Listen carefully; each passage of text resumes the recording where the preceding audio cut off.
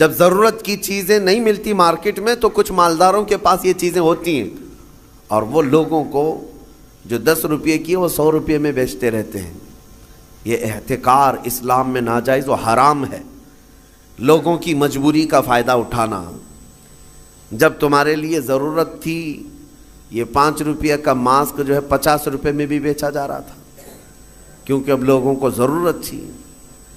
تو لوگوں کی ضرورت کو دیکھ کر کے اس کا منافع بڑھا دینا اور لوگوں کی مجبوری کا فائدہ اٹھانا، اسلام اس کی کبھی اجازت نہیں دیتا۔ جب مدینہ طیبہ میں آئے، ایک یہودی سب کو پانی بیچ رہا ہے، پینے کا پانی۔ صحابہ جو غریب تھے حضور کی بارگاہ میں آئے، عرض کیا کہ یا رسول اللہ صلی اللہ علیہ وسلم، اتنی غریبی ہے کہ ہم پانی خرید کر نہیں پی سکتے۔ حضور اکرم صلی اللہ تعالیٰ علیہ وسلم نے اعلان فرمایا، کوئی ہے ہم میں سے جو اس کنویں کو خرید کر کے اللہ کی رضا کے لیے وقف کرے اور مسلمانوں کو پانی پہنچائے، اس کے لیے اللہ تعالیٰ جنت کی پوری نہر عطا فرمائے۔ حضرت عثمان غنی کھڑے ہوئے، مال والے تھے، پیسے تھے، کہا کہ یا رسول اللہ صلی اللہ علیہ وسلم مجھے اجازت دیں، میں یہ سودا کرتا ہوں۔ گئے، لیکن ماننا بھی تو چاہیے۔ جو مالک ہے کنویں کا اس کے پاس آئے، یہودی تھا، اس سے کہا تو یہ کنواں مجھے بیچ دے، اور ریٹ لگانا شروع کیا۔ کتنا جو تھا ہی نہیں اس وقت کا ریٹ، آپ نے 1000 درہم سے شروع کیا، 1000، 2000، 3000، 4000 درہم چاندی کے سکے کو کہتے تھے۔ 10,000 درہم پر بھی لگایا، وہ دینے کو تیار نہیں ہوا، کہا نہیں میں بیچوں گا نہیں کنواں۔ پھر حضرت عثمان غنی نے ایک راستہ یہ نکالا، کہا اچھا ٹھیک ہے تو نہیں بیچے گا، پارٹنرشپ میں تو کر لیتے ہیں، آدھا آدھا کر لیں گے، تو آدھا مالک میں آدھا مالک، ایک دن تو بیچ ایک دن میں بیچوں گا۔ وہ اس بات پر راضی ہوا کہ کنواں تو میرے پاس ہی رہے گا، پارٹنرشپ میں لے لوں گا۔ 12,000 درہم چاندی کے سکے دے کر حضرت عثمان غنی نے کنویں کی آدھی ملکیت اپنے حاصل کر لی، آدھی ملکیت لے لی۔ اب اس کے بعد طے یہ پایا تھا کہ ایک دن یہودی کے قبضے میں رہے گا، ایک دن حضرت عثمان غنی کے قبضے میں رہے گا۔ اس کے قبضے میں جب ہے وہ پانی بیچے، جب ان کے قبضے میں ہو تو یہ پانی بیچے۔ حضرت عثمان نے آدھا پارٹنرشپ میں لیا اور مدینے میں آ کر اعلان کر دیا، جسے پانی چاہیے وہ میری باری کے دن مفت میں لے جائے، جس کو اپنے پانی کی ضرورت ہے۔ مدینے کے غربا، مساکین اور سب اہل مدینہ حضرت عثمان کی باری کا انتظار کرتے، جس دن ان کی باری ہوتی سب پانی لے لیتے، اور جب یہودی کی باری ہوتی وہ مکھیاں مارتا بیٹھتا، کون خریدتا؟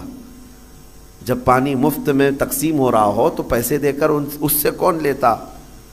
تو اس نے جو سودا کیا تھا پھر وہ کہنے لگا کہ میں تو گھاٹے کا سودا کر لیا۔ عثمان چالاکی کر گیا، یہودی کہتا رہا، اور اس کے بعد کئی دن تک اس کے کنویں پر کوئی خریدار نہیں آتا۔ تو اب حضرت عثمان کے پاس وہ آیا اور کہا باقی آدھا بھی خرید لو، آدھے کی جو پارٹنرشپ چلا رہے ہو باقی آدھا بھی تم خرید لو۔ حضرت عثمان غنی اس وقت کہتے ہیں اب مجھے خریدنا نہیں ہے، پارٹنرشپ میں ہی چلیں گے، آدھے آدھے پر ہی چلیں گے۔ پھر حالات یہاں آئے کہ بہت اونے پونے اس یہودی کو چند سکوں پر، چند درہموں پر اپنا پورا کنواں دے کر جانا پڑا۔ حضرت عثمان غنی نے بہت مختصر سی دولت سے باقی کا کنواں خرید لیا، اور اس کے بعد بارگاہ رسالت مآب صلی اللہ علیہ وسلم میں حاضر ہوئے، عرض کرتے ہیں یا رسول اللہ صلی اللہ علیہ وسلم اس کنویں کی ملکیت مجھے پوری کی پوری حاصل ہو گئی، میں آپ کو گواہ بنا کر عرض کرتا ہوں میں اس کنویں کی ملکیت سے دستبردار ہوتا ہوں، آج سے یہ کنواں صرف اور صرف اللہ کے نام پر وقف ہو گیا۔ جسے پانی چاہیے وہ کنواں آج بھی 1400 سال کے بعد پانی دے رہا ہے، مدینے میں آج بھی موجود ہے، پورے مدینے کو پانی پلایا۔ مدینے والے جب تک رہے پانی پیتے رہے، پورے خلفائے راشدین کا دور گزرا، صحابہ تابعین کا دور گزرا، نہ جانے کتنے بادشاہوں کا دور گزرا، وہ کنواں اسی طرح موجود ہے۔ آج کے دور میں بھی جا کر کے دیکھیں، پورا ایک محلہ ہے بیر عثمان نام سے، مدینے میں بیر عثمان کا مطلب ہوتا ہے عثمان کا کنواں، پورے محلے کا نام ہے۔ یہ میں آپ کو یہ کہنا چاہتا ہوں، اللہ نے اگر آپ کے پاس کوئی چیز دولت عطا کی، نعمت عطا کی، اس کو اگر مخلوق خدا پر ریٹرن کرتے ہو ختم نہیں ہوتا، مولا ہمیشہ کے لیے قائم فرما دیتا ہے۔ اور قرآن میں وَأَمَّا مَا يَنْفَعُ النَّاسَ فَيَمْكُثُ فِي الْأَرْضِ، جو لوگوں کو نفع دیتا ہے وہ زمین میں ہمیشہ برقرار رہتا ہے، لوگوں کو نفع دیتا ہے وہ زمین میں برقرار رہ جاتا ہے۔ آج کے اس ظالمانہ نظام کے خلاف میں بات کروں گا۔ اقوام متحدہ UN کی رپورٹ کے اعتبار سے، ابھی پچھلے سال کی بات کر رہا ہوں، 2022 میں تقریباً 53 کنٹریز ایسی ہیں جس میں 11.5 کروڑ لوگ صرف بھوک کی وجہ سے مرے ہیں۔ 11.5 کروڑ لوگ بھوک مری، یہ دنیا کا اتنا بڑا وہ ہے۔ میں پوچھنا چاہتا ہوں، یہ رپورٹ نکالنے والے وہ بڑا ادارہ ہے، اقوام متحدہ UN، جن کے پاس بڑے بڑے کنٹریوں کے بادشاہ آ کر بیٹھتے ہیں میٹنگوں کے لیے، تو رپورٹ نکالنے والوں کو کیا یہ شرم نہیں آتی کہ افریقہ کے غریب بچوں کی تصویریں چھاپ دیتے ہو؟ عربوں کی سونے کی کرسی کو کبھی کیوں نہیں لا کر کے پوچھتے کہ تمہارا ایک لقمہ ان کی زندگی بناتا ہے؟ کیوں نہیں پوچھا جاتا؟ دنیا میں یہ نظام نہیں ہے۔ دنیا آج مالداری کے حصول میں اور کمپٹیشن میں اتنی آگے بڑھ رہی ہے، ہر کوئی مال میں کمپٹیشن کرنا چاہ رہا ہے۔ آج عربوں کی حالت بھی دیکھیں آپ جا کر، وہ اونچی بلڈنگیں بنانے میں ایک دوسرے کی دوڑ میں لگے ہوئے ہیں۔ کسی کو 150 منزلے کی بنانی ہے، کسی کو 200 منزلے کی بنانی ہے، اور ایسے ایسے پروجیکٹ پلان لوگوں کے درمیان متعارف کرانا چاہتے ہیں۔ سعودی بھی دوڑنے لگ گیا، قطر بھی دوڑ رہا ہے، UAE بھی دوڑ رہا ہے، مال کی ریل پیل اتنی ہے، لیکن ان کے قریب میں یمن کے 50 لاکھ لوگ بے گھر ہیں، سیریا کے، شام کے، عراق کے، فلسطین کے بچے کھانا تو دور، بیماری میں دوا کی ایک گولی انہیں میسر نہیں ہے، وہ چھوٹی چھوٹی بیماریوں میں دم توڑ جاتے ہیں، مر جاتے ہیں۔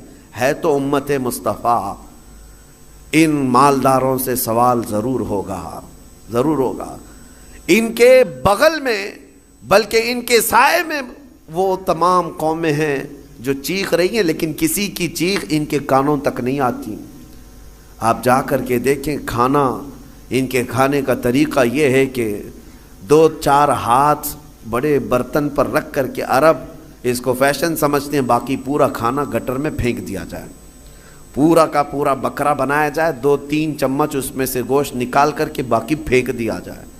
یہ ہم نے اپنی آنکھوں سے دیکھا ہے، 1-2 نہیں، کئی کنٹل کی تعداد میں کھانا اس طرح پھینک کر کے بہا دیا جاتا ہے، اور ایک طرف ایک بریڈ کے لیے، ایک روٹی کے لیے سیریا میں بچے دھوپ میں دن بھر قطار لگا کر کھڑے ہوتے ہیں۔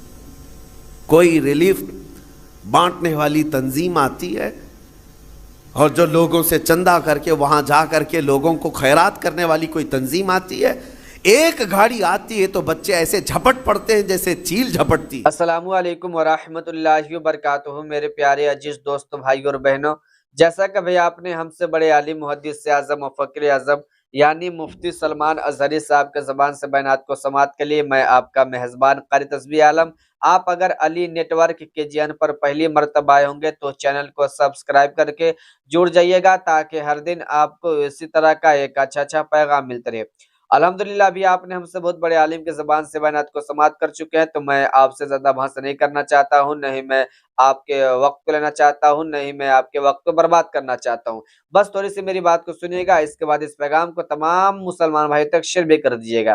دیکھیں، ہر انسان بزنس کرتا ہے، اور ابھی گرمیوں کا موسم آ رہا ہے، یعنی گرمی کا موسم چل رہا ہے، تو بہت سارے لوگ تو پانی کا بزنس بھی کرتے ہیں، مال کو ٹرانسفر کرتے ہیں، کسی دکان میں بھی دیتے ہیں۔